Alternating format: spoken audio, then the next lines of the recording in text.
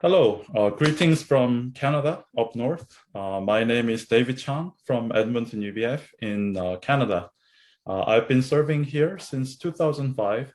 Currently, I'm working as a commercial banker in a provincial bank here in Alberta. It is a great pleasure to meet you all. And the title of my presentation today is Life in Obedience to God's Calling as a Leader. And the key verse is Judges chapter 6, verse 12. When the angel of the Lord appeared to Gideon, he said, "The Lord is with you, mighty warrior." So God's calling in changing generations. Needless to say, we are living in one heck of a crazy time. I'm sure you'd agree. Life is changing insanely, rapidly, and drastically. COVID-19, of course, has been throwing a huge curveball and threatening all of us, just like Midianites threatened the Israelites in Gideon's time. However, even without COVID, the world is already changing crazy fast as is, with various social media and the virtual world taking over people's lives, especially many young people, such as Generation Y, like me, and the Z, are immensely influenced by YouTube, Instagram, TikTok, you name it. And they are building their own individual wall with their eyes and hands glued to, guess what? The smartphone. So to such generations, obedience to God's calling as a spiritual leader might sound weird, out of tune, but in this rapidly changing, uncertain time, people need the gospel of Jesus. They actually need it even more than ever. So our God, who is unchanging, he is restlessly looking for people in this generation who would obey his calling as spiritual leaders. So speaking of God's calling, Gideon might shed some light. In Judges 6, 11 to 12, we see God's calling upon Gideon's life, where his son Gideon was threshing wheat in a winepress to keep it from the Midianites. When the angel of the Lord appeared to Gideon, he said, "The Lord is with you, mighty warrior." Gideon was just an ordinary guy, just trying to get through each day under the oppression of the enemy Midianites. He was just threshing wheat quietly. He was afraid to get out of his own comfort zone. But suddenly the angel of the Lord appeared to him and said, "The Lord is with you, mighty warrior." The title mighty warrior was actually the last thing that suited Gideon. He had zero qualification as a mighty warrior. If he had to apply for a job position called a mighty warrior and went for an interview, he would have miserably failed. However, our Lord God graciously sent his angel and called Gideon a mighty warrior and treated him like one. Gideon might have wondered, are you sure you came to the right person? Are you sure you have the right address? You might have wrong address on your GPS, like something wrong with that. Check it out. Anyway, no, it was God's calling for Gideon. And thinking about Gideon, I actually realized that him and I have much in common.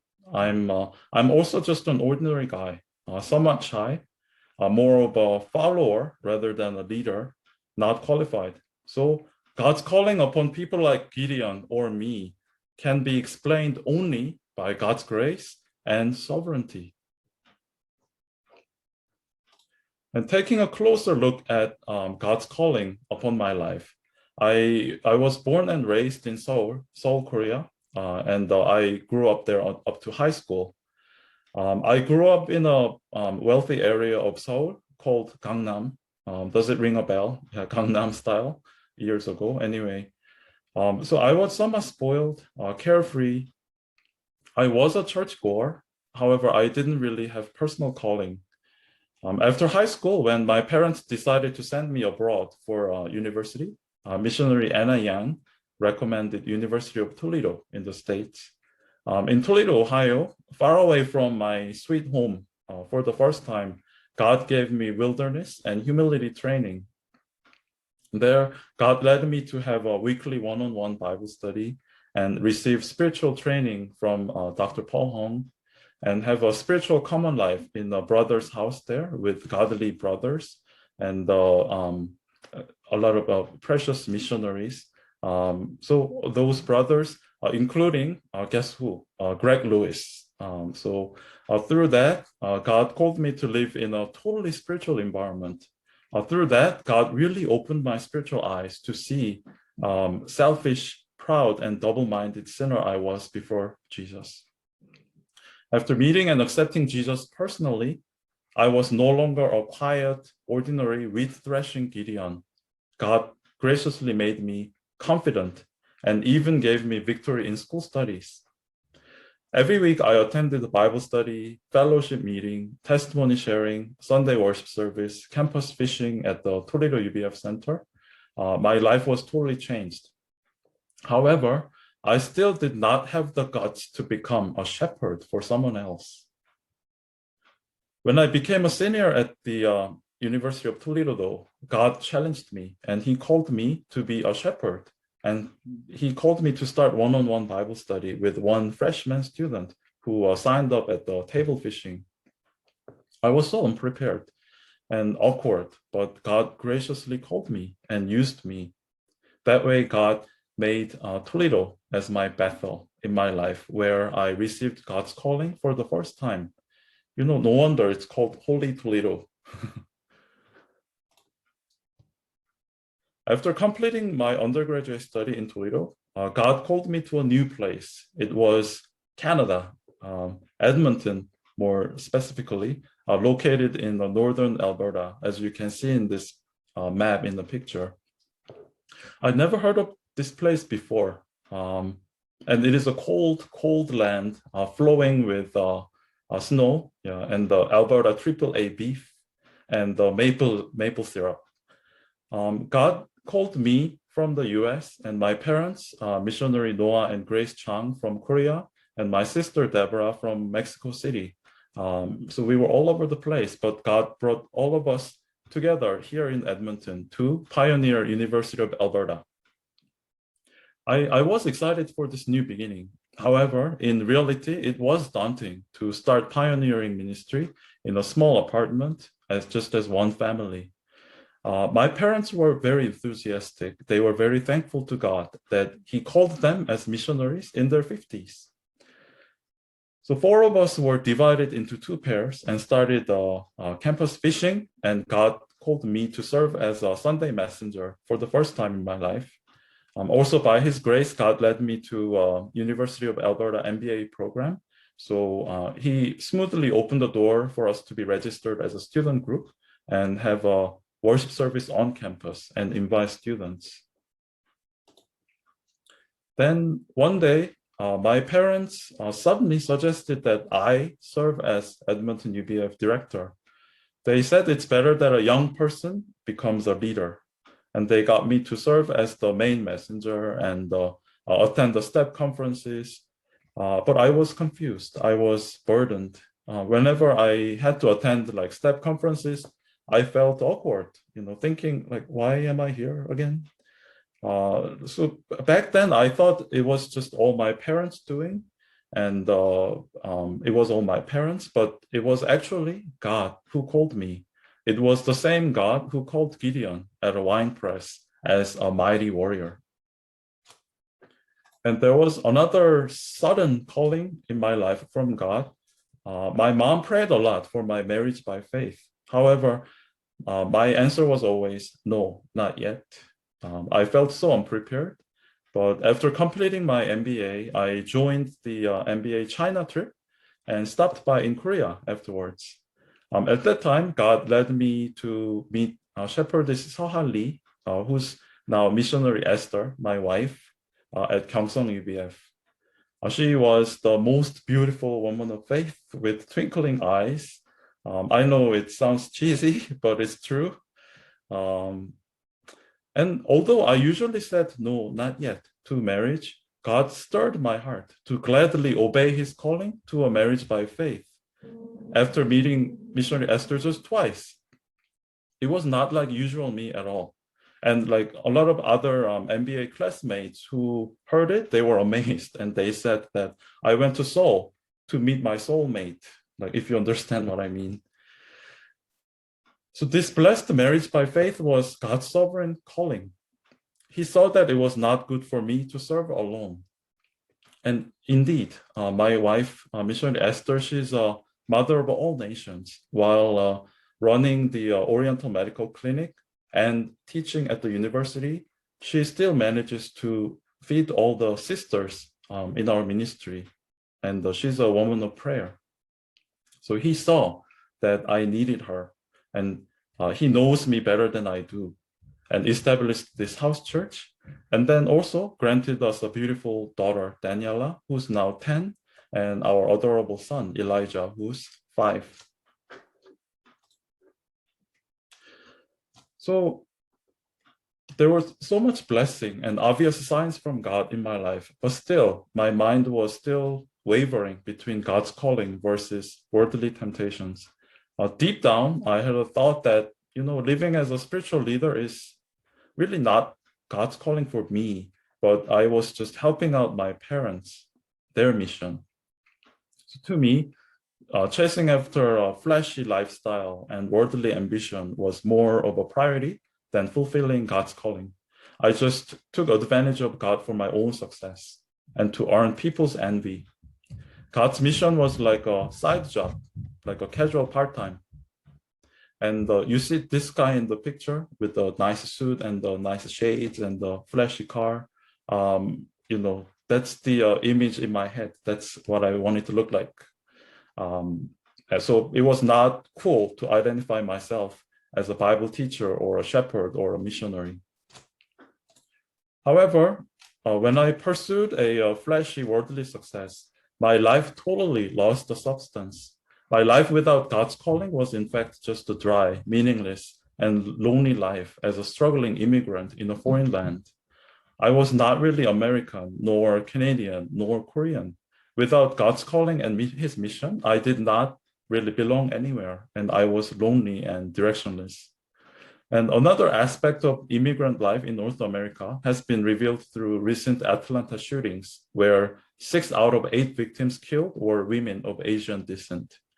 This horrible event brought to the surface how challenging it can be to survive as Korean immigrant in North America.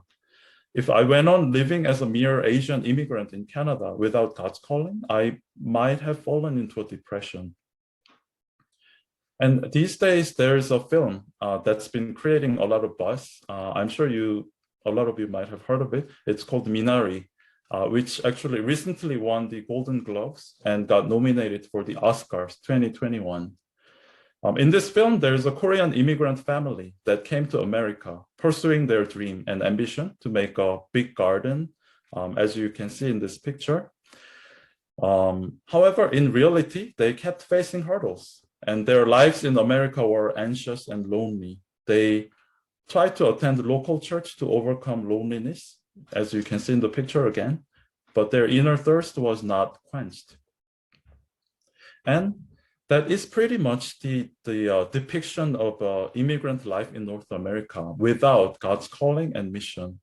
In that sense, God really helped me to realize how God's calling and mission make my life much more meaningful and blessed than just living as a worldly immigrant in North America. So lonely, selfish, and directionless Minari life has been spiritualized and enhanced to a glorious missionary life, where there is a full of Asian hate. We hear this term a lot these days, eh? So where there is Asian hate, God called me as a missionary, Bible teacher, and a leader for Canadian students who accept me as their shepherd and as their leader and brother. Also, God blessed me at my job, where the majority is Canadian. And this is certainly a marvelous work of God. So I utterly despaired in meaningless worldly immigrant life and came to see God's calling as a source of hope and joy, not as a burden or side job anymore. I came to accept God's calling and serve God's mission from the bottom of my heart, not because I was told to. God motivated me to happily do everything I do for Him. Then God started sending precious Bible students one by one. Though most of students came and left, when my wife Esther and I prayed every morning, God answered our prayer and raised 4 student leaders. And when these 4 students accepted God's calling, they faithfully served as a presider, praise team, testimony sharer, and recently even as a Sunday messenger. And every morning at 5 a.m., God raised faithful prayer warriors. And every Wednesday evening, we have Brothers Group Bible Study. And this group is called Godly Army Brothers. And among them, Eden and Travis have been living in our house with us.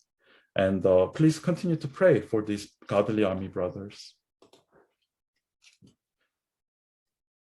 Although I'm so unworthy and wishy-washy like Gideon, when I simply obeyed God's calling, God granted me to experience new blessing and spiritual growth each day. As me and my wife meet with our students for Bible studies, prayer meetings, etc., not because we have to, but we genuinely enjoyed having fellowship with them. That way, God opened their hearts and our fellowship, spiritual fellowship, deepened. Also, in my interaction with our brothers, I tried to avoid pretending to look perfect and righteous like a hypocrite. Rather, I confessed my own sins honestly to them and opened myself up to them. Then they also opened their hearts and confessed their sins, and we could grow together. With God's calling, each day is like an uncovered gem that gets discovered newly. My life is not a dry and despairing immigrant life anymore. God enabled me to live my life to the fullest. And this kind of blessed life is only possible through simple obedience to God's calling. And God's calling is the key to the doors to unimaginable blessing and growth. And last summer, God called me again through the ELC, Emerging Leaders Cohort. I am in the 4th team, Delta.